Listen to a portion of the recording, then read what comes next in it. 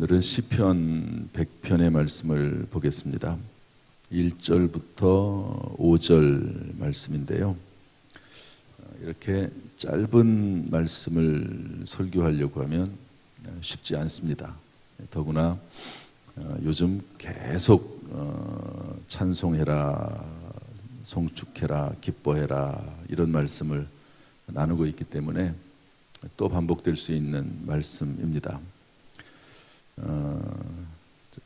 그렇지만 또 항상 어느 성경 말씀을 보든지 간에 그 말씀 속에서 있는 독특한 메시지들이 한두 가지쯤은 있습니다. 그런 내용들을 보면서 같이 말씀을 나누려고 합니다. 오늘 시편 100편에다가 제목을 성경 자체가 붙여놨죠. 그 제목은 감사의 시 이렇게 되어 있습니다. 다 감사의 시. 오늘도 이제 감사하고 찬송하라 하는 말이죠. 한번 저를 따라서 하시죠. 오늘도 감사하자. 감사에 대한 이야기를 할 때는 제가 항상 범사에 감사하라. 그래서 항상 감사, 범사가라, 감사, 평생 감사, 백지 감사. 무조건 하나님 앞에 다 맡겨놓고 감사하는 거죠. 오늘도 찬송을 불러라, 감사해라, 송축하라, 여호와를 섬기며 노래하면서 그의 앞에 나아가라 이랬습니다. 이 말씀은 그냥 그대로 받는 겁니다. 혹시 힘들고 어려운 일, 내 뜻대로 되지 않는 일이 있다 할지라도 감사하고 믿음 안에서 감사하는 거죠. 또 하나님의 은혜 가운데 하나님의 역사가 나타나면 하나님께서 일하시는 것이 보이면 또 그것을 가지고 하나님 앞에 감사, 찬송, 영광을 돌려드리는 거죠. 그래서 오늘 하나님께서 우리의 마음속에 믿음으로 감사하고 좋은 일이 있어서 감사할 뿐만 아니라 또 믿음으로 감사하는 그런 마음이, 믿음이 우리 가운데 있기를 주님의 이름으로 축복합니다. 전체적인 흐름은 그런 내용이고요. 그런데 오늘 말씀을 보면 중요한 내용이 몇 가지가 나옵니다. 그것은 정체성입니다. 정체성. 정체성. 야, 너 정체가 도대체 뭐냐? 이렇게 물어볼 수 있잖아요. 뭐 그렇게는 잘 안 하지만 어쨌든 이 정체성이라는 게 있는데 오늘 본문에는 하나님의 정체성이 나오고 우리의 정체성이 나옵니다. 한번 따라서 할까요? 하나님의 정체성, 우리의 정체성. 하나님의 정체성이란 말은 뭐냐면 우리와 연결되어서 도대체 하나님은 어떤 분이신가? 우리의 정체성은 뭐냐? 하나님과 연관하여서 도대체 우리는 어떤 존재이냐 하는 그런 내용이거든요. 아주 정리가 참 잘 되어 있습니다. 그래서 이 말씀을 나누면서 하나님이 어떤 분이신지 또 우리는 어떤 존재인지 한번 살펴보려고 합니다. 첫 번째로 하나님은 어떤 분이신가 하는 건데 우리 3절 한번 읽어보겠습니다. 여기에 하나님은 뭘 어떻게 표현되어 있는지 계시되어 있는지 3절 읽어보죠. 시작. 여호와가 우리 하나님이신 줄 너희는 알지어다. 그는 우리를 지으시니요 우리는 그의 것이니 그의 백성이요 그의 기르시는 양이로다. 하나님에 대해서 이렇게 표현하고 있습니다. 여호와가 우리 하나님이신 줄 너희는 알지어다. 우리 하나님 이렇게 되어 있거든요. 따라합시다. 우리 하나님. 하나님은 나의 하나님이시죠. 기본적으로 나의 하나님이십니다. 그래서 각자에게 임하시는 하나님, 늘 각각에게 역사하시고 일하시는 하나님이시죠. 그러나 우리 모두를 돌보시는 하나님이시기도 합니다. 마가의 다락방에서 성령이 임재했죠. 이 초대교회 마가의 다락방에서 120명의 성도들이 모여서 기도할 때 첫 번째 성령이 바람처럼 불처럼 임했습니다. 그때 성령이 어떻게 임했죠? 각각의 머리 위에 불이 임했습니다. 각각의 한 사람 한 사람 머리 위에. 그런데 또 보면 성령이 임재할 때 바람 같은 소리가 온 방에 가득 찼다고 되어 있습니다. 그러니까 모두에게 임한 성령이고 그러나 동시에 각각에게 임한 성령이죠. 성령은 그렇게 임하시고 또 하나님도 마찬가지십니다. 하나님은 우리 각각을 돌보시지만 우리 하나님이시죠. 왜 그러냐면 하나님 자체가 각각이시면서 우리이기 때문에 그래요. 이것을 조금 어려운 말로 삼위일체라고 합니다. 이 개념을 이해하기는 쉽지 않지만 어쨌든 각각이면서 하나이십니다. 따라합시다. 각각이면서 하나이시다. 그래서 창세기 1장 26절에 보면 이제 하나님께서 사람을 만드시죠. 그러면서 뭐라고 말씀하시냐면 하나님이 이르시되 우리의 형상을 따라 우리의 모양대로 우리가 사람을 만들고 그들로 모든 것을 다스리게 하자. 이렇게 말씀하시거든요. 이 표현이 재밌지 않습니까? 하나님은 유일하신 분이라고 우리가 배웠는데 그 하나님께서 스스로 말씀하시기를 하나님이 이르시되 우리의 형상을 따라 우리의 모양대로 우리가 사람을 만들고 이렇게 말씀하고 있습니다. 그러니까 하나님은 한 분이시면서 세 분으로 계시는 그런 분이십니다.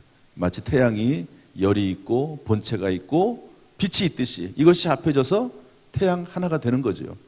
각각이지만 빛이나 열이나 본체가 각각이지만 그러나 셋이 합해서 하나의 태양을 이루는 것과 같습니다.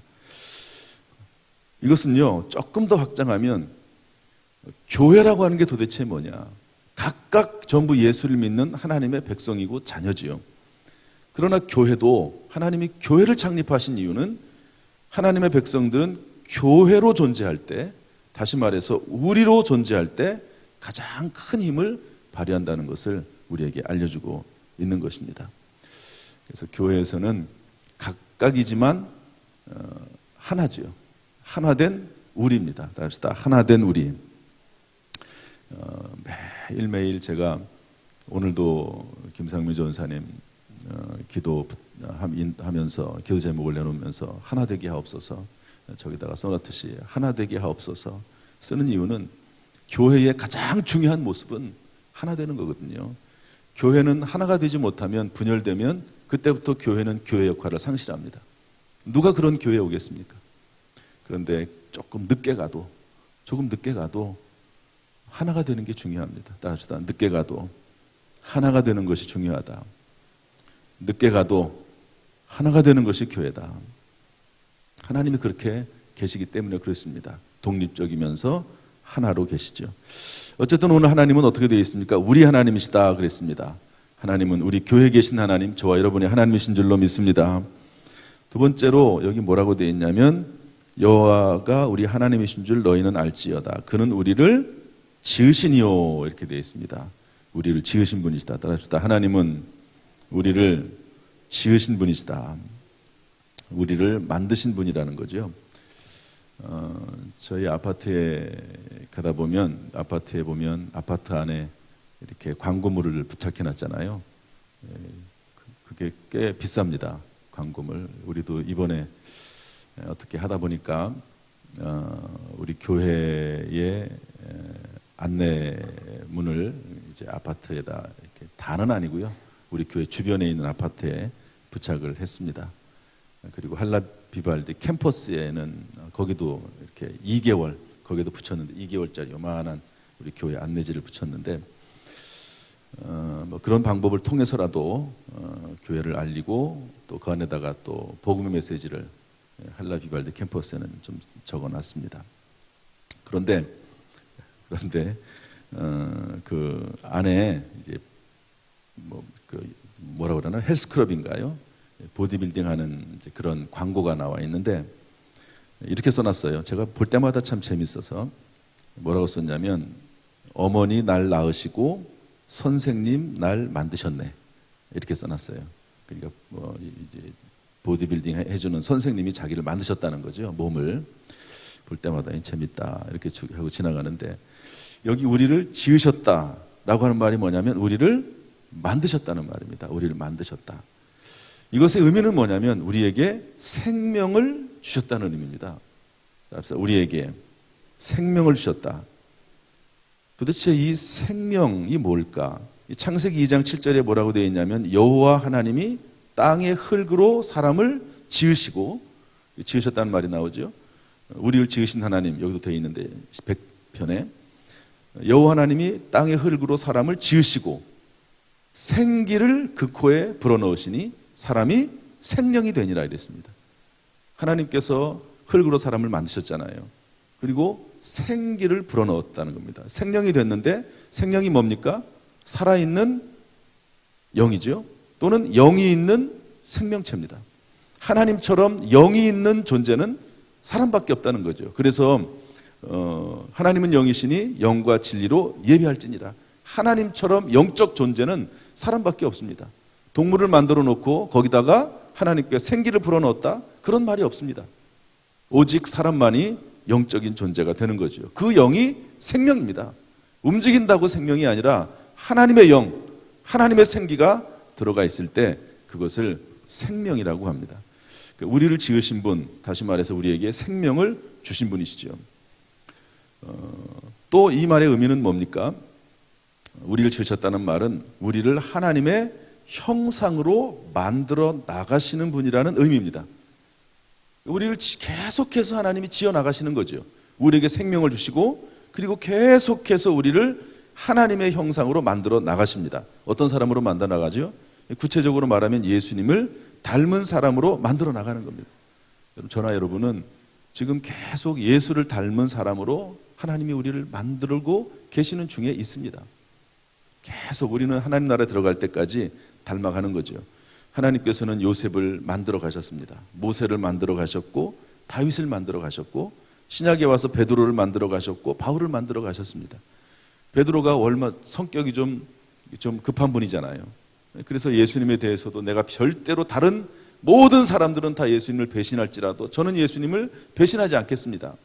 그렇지만 예수님께서 뭐라고 말씀하시죠? 오늘 새벽 닭이 울 때까지 네가 나를 3번 부인할 것이다. 그러면서 그 말씀대로 실제로 되었을 때 베드로가 통곡하지 않습니까? 그러면서 베드로는 베드로가 되는 겁니다. 베드로가 태어날 때부터 베드로가 된 것이 아니고 베드로는 그런 과정을 통해서 수많은 통곡의 과정을 거쳐가면서 베드로가 되는 것이죠. 점점 하나님의 형상으로 예수님을 닮은 사람으로 변화가 되어 가는 것입니다. 저와 여러분도 마찬가지죠. 늘 예수 그리스도를 닮아가는데 이렇게 우리를 지어가시는 분, 만들어가시는 분이 하나님이시다 하는 것을 알 수가 있습니다. 5절에 한 가지가 더 나오는데 한번 읽어보겠습니다. 5절 다 같이 시작. 여호와는 선하시니 그의 인자하심이 영원하고 그의 성실하심이 대대에 이르리로다. 선하시고 인자하시고 성실하신 분이 하나님이시다 하는 것이죠. 어제 시편 99편 말씀을 나눴는데 아주 중요한 말씀이 여기에 관련해서 하나가 있습니다. 하나님이 얼마나 성실하신지, 하나님의 성실하심과 인자하심의 의미가 뭔지 나와 있는데 우리 8절 말씀, 99편 8절 말씀 한번 읽어볼까요? 다 같이 읽어보겠습니다. 시작. 여호와 우리 하나님이여, 주께서는 그들에게 응답하셨고 그들의 행한 대로 갚기는 하셨으나 그들을 용서하신 하나님이시니이다. 어제 설교할 때 하나님에 대해서 응답하신 하나님으로 우리에게 말씀을 전했습니다. 그런데 이런 말씀도 있어요. 그 뒤에 응답하셨는데 그들의 행한 대로 갚기는 하지만 그러나 그들을 용서하신 하나님이시다 하는 것이죠. 여러분, 하나님은 참 이런 면에서 마음이 약하세요.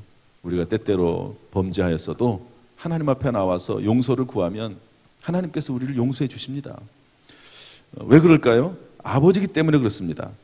돌아온 탕자와 아버지 이야기를 보면 하나님께서 그 탕자, 재산을 다 잃어버리고 돌아온 탕자를, 그 아들을 받아주지 않습니까? 여러분, 우리가 범죄할 때, 하나님을 떠났을 때, 잘못했을 때 당하는 고난은 스스로 받습니다. 성경을 잘 보시면요, 하나님 앞에 범죄했을 때 그 마음의 고통과 죄악의 아픔은요 스스로 받습니다. 그렇지 않으면 하나님의 사람이라고 할 수 없죠. 내가 막 죄를 짓고 잘못 나가는데도 전혀 마음에 가책이 없다. 그렇지 않습니다. 또 그것을 계속 가다 보면 당하는 어려움은 스스로 보응을 받습니다. 그런데 그럼에도 불구하고 주께로 돌아오면 하나님께서 용서하시고 회복시키시는 것을 볼 수가 있습니다. 이렇게 하나님은 인자하시고 성실하신 분이시다 하는 것을 알려주고 있습니다. 이런 하나님이 저와 여러분의 하나님이신 줄로 믿습니다. 이런 마음을 가지고 든든하게 오늘도 살아갈 수 있기를 주님의 이름으로 축복합니다. 여기서 끝내야 되는데 이 얘기를 안 할 수가 없어요. 우리는 어떤 존재인가? 빨리빨리 좀 진행을 해보겠습니다. 우리는 어떤 존재인가? 우리 3절 읽어보겠습니다. 3절 시작. 여호와가 우리 하나님이신 줄 너희는 알지어다. 그는 우리를 지으시니요 우리는 그의 것이니 그의 백성이요 그의 기르시는 양이로다. 따라잡시다. 우리는 그의 것이요 그의 백성이요 그의 기르시는 양이로다. 그의 것이라는 말은 그의 소유라는 말입니다. 하나님의 소유라고 하는 말의 의미는 잘 들으셔야 됩니다. 하나님이 우리를 소유해가지고 맘대로 막 좌지우지하는 그런 존재인가? 그게 아니고 하나님의 소유라고 하는 말은 하나님께서 우리를 고귀하게 여기신다는 의미입니다. 하나님의 소유는 존중받아야 되고 하나님의 소유는 함부로 누구든지 다룰 수 없습니다. 하나님의 소유를 누구도 뺏을 수가 없습니다. 하나님의 소유. 그러므로 우리가 자기를 비하하거나 자기를 학대하거나 심지어 자살하는 일은 있을 수가 없습니다. 우리는 고귀한 존재, 하나님의 소유이기 때문에 그렇습니다. 그래서 나를 함부로 대우해서는 안 됩니다. 하나님의 소유이기 때문에, 고귀한 존재이기 때문에 그렇습니다. 우리는 그의 백성입니다. 하나님께서 다스리신다는 말이고 통치하신다는 말인데 이 말의 의미는 하나님께서 우리를 공급하신다는 의미를 가지고 있습니다. 하나님의 백성을 통치하시죠. 공중에 나는 새 한 마리도 들에 핀 백합화도 먹이시고 입히십니다. 하물며 너희일까 보냐. 마태복음 6장 30절, 마태복음 7장 11절에 그렇게 되어 있습니다. 여러분, 하나님께서 우리를 반드시 하나님의 자녀이기 때문에 그런 존재로 만드셨기 때문에 공급하신다는 사실을 믿고 하나님께 지혜를 받아 능력을 받아서 살아갈 수 있기를 주님의 이름으로 축복합니다. 3절에 그는 그의 기르시는 양이라고 되어 있습니다. 이 말의 의미는 뭐냐면 하나님께서 책임지신다는 말이고요. 하나님께서 우리를 버리지 않는다는 의미가 있습니다. 기본적으로 목자는 양을 돌보죠. 그런 의미도 있지만 동시에 버리지 않는다는 말씀입니다. 신약 성경에 와서 100마리의 양에 대한 이야기가 나오죠. 99마리의 양들을 보호한 다음에 그 다음에는 잃어버린 한 마리 양을 찾으러 나가시는 하나님이시죠. 시편 27편 10절에 보면 내 부모는 나를 버렸으나 여호와는 나를 영접하시리라 이랬습니다. 하나님께서 우리를 미리 아셔서 미리 정하시고 부르시고 의롭다 하시고 영화롭게 할 때까지 하나님의 나라에 들어갈 때까지 우리를 길러주시고 책임지시고 버리지 않는 것이죠. 우리는 그런 존재입니다. 하나님이 책임지시는 존재, 하나님께서 결국에 하나님 나라까지 인도해 가시는 존재, 그런 존재가 저와 여러분이라 하는 사실을 오늘 말씀을 통해서 깨닫게 됩니다. 오늘도 하나님이 어떤 분이신지 내가 어떤 존재인지 확신하는 가운데 하나님과 늘 동행하고 하나님께 영광 돌리는 복된 인생이 되기를 주님의 이름으로 축복합니다. 할렐루야. 기도하겠습니다.